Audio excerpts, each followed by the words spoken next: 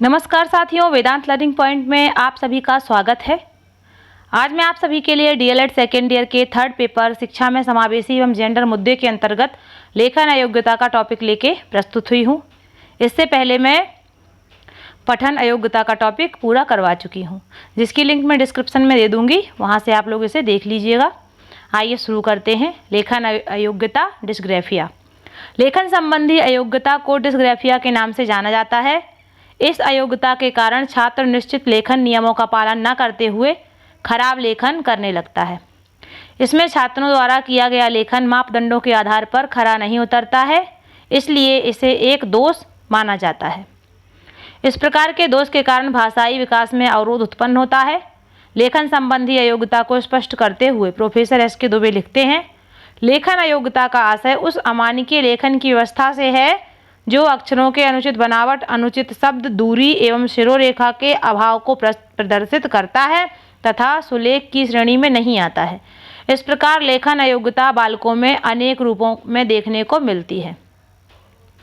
अगर एक नंबर में पूछे लेखन अयोग्यता की परिभाषा बताइए या लेखन अयोग्यता से आशय स्पष्ट कीजिए, तो प्रोफेसर एस के दुबे की ये परिभाषा आप लोग लिख दीजिएगा।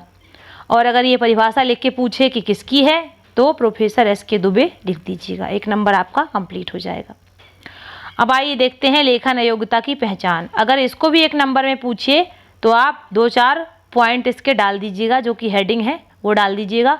और अगर ये 2 नंबर में पूछे या लघुत्तरी में पूछे तो उसी हिसाब से इसका आंसर दे दीजिएगा। लघुत्तरी में पूछे तो ऊपर का थोड़ा मैटर, थोड़ा नीचे का, साथ में और सारी हेडिंग लिख दीजिएगा। और दीर्घोत्तरी में पूछे तो सारी हेडिंग में थोड़ा थोड़ा मैटर बना के लिख दीजिएगा। लेखन अयोग्यता की पहचान क्या है, देखिए। Identification of dysgraphia. सामान्य रूप से शिक्षक का प्रथम दायित्व तो यह होता है कि अपनी कक्षा के खराब लेखन को सुधारने के लिए वह पहचान करे कि उसकी कक्षा में कौन कौन से छात्र खराब लेखन प्रक्रिया को संपन्न करते हैं।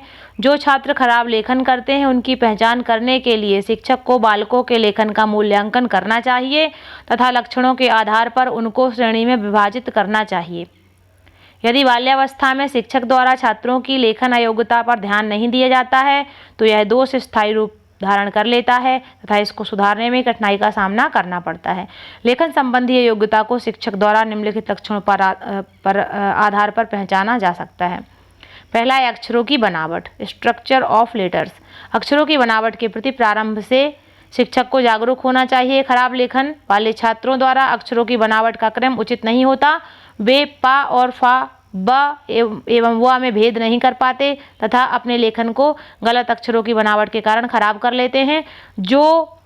इस प्रकार जो छात्र प्रारंभ से अक्षरों को उचित रूप में निर्मित नहीं करते, उन छात्रों में लेखन अयोग्यता का दोष निश्चित रूप से उत्पन्न होता है। दूसरा है मानकों के अनुरूप लेखन का अभाव, lack of writing according to standard. लेखन अयोग्यता वाले सामान्य रूप से खराब लेखन करते हैं और उनका यह लेखन मानकों के अनुरूप नहीं होता। अतः इस लेखन अयोग्यता को प्रथम दृष्टि से ही शिक्षक द्वारा पहचान कर ऐसे छात्रों को पृथक श्रेणी में विभाजित कर लेना चाहिए, जिससे कि उनके लिए उचित व्यवस्था की जा सके। अधूरे शब्द लिखना, राइटिंग विद इनकम्प्लीट वर्ड्स। लेखन अयोग्यता से ग्रसित बालक सामान्य रूप से अधूरे अक्षर एवं अधूरे शब्द लिखते हैं, जैसे द को ढ के रूप में तथा फ को प के रूप में लिखते हैं। इसी प्रकार शब्दों में पंक्ति को पंकित तथा निर्मोही को नरमोही आदि लिखते हैं। इस प्रकार शब्दों एवं अक्षरों की त्रुटियों से एक ओर तो छात्र का लेखन खराब होता है तथा दूसरी ओर शिक्षकों को भाषा के पठन में कठिनाई होती है। इस प्रकार के बालकों को शिक्षक सरलता से पहचान सकता है। अक्षरों के बीच की दूरी, डिस्टेंस ऑफ लेटर्स।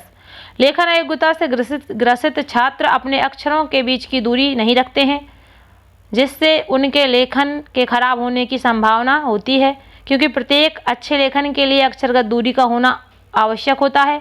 जैसे मानक रूप में कमल इस प्रकार लिखा जाता है, जबकि खराब लेखन में कमल लिखते हैं।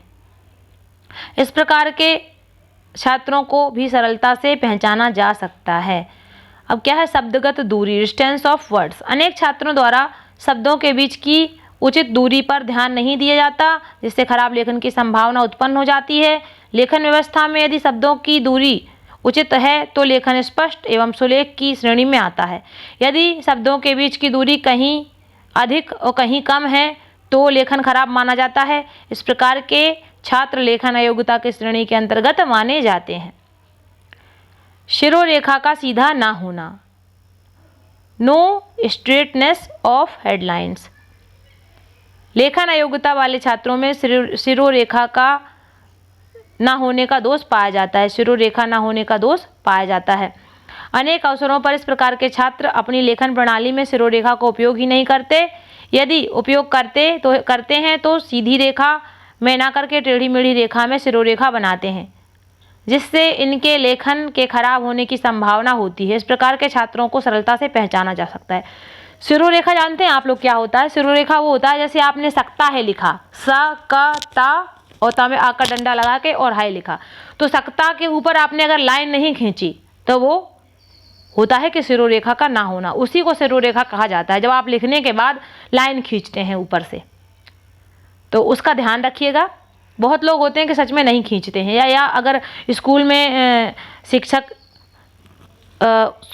श्रुतलेख लिखवा रहा होता है या कॉलेज वगैरह में कोई मैटर लिखवाया जाता है तो बच्चे जल्दी जल्दी लिखते हैं और शिरोरेखा लगाना भूल जाते हैं। तो क्या होता है, ये चीज़ उनकी आदत में आ जाती है। जब एग्जाम्स देते हैं तो यही गलती होती है, क्योंकि जल्दी जल्दी वहाँ भी लिखना होता है और शिरोरेखा नहीं लगाते हैं, तो उनका क्या होता है, लेख खराब हो जाता है। और इस राइटिंग की ना नंबर भी बहुत कटा करते हैं। जो भी आप लेखन खराब करते हैं परीक्षा में उसके नंबर कटते हैं, और अगर बहुत अच्छा लिखा होता है तो 1-2 नंबर एक्स्ट्रा मिल जाते हैं। तो विशेष ध्यान रखिए अपनी राइटिंग का। 7वां है मात्रा लेखन के ज्ञान का अभाव, लेक ऑफ नॉलेज ऑफ मात्रा राइटिंग। लेखन अयोग्यता वाले छात्रों में मात्रा के प्रयोग की योग्यता का अभाव भी पाया जाता है। इस प्रकार के छात्र उचित रूप में शब्दों एवं अक्षरों पर मात्राओं का प्रयोग नहीं करते। जैसे कौवा शब्द को कोआ लिखते हैं तथा इमली शब्द को ईमली लिखते हैं।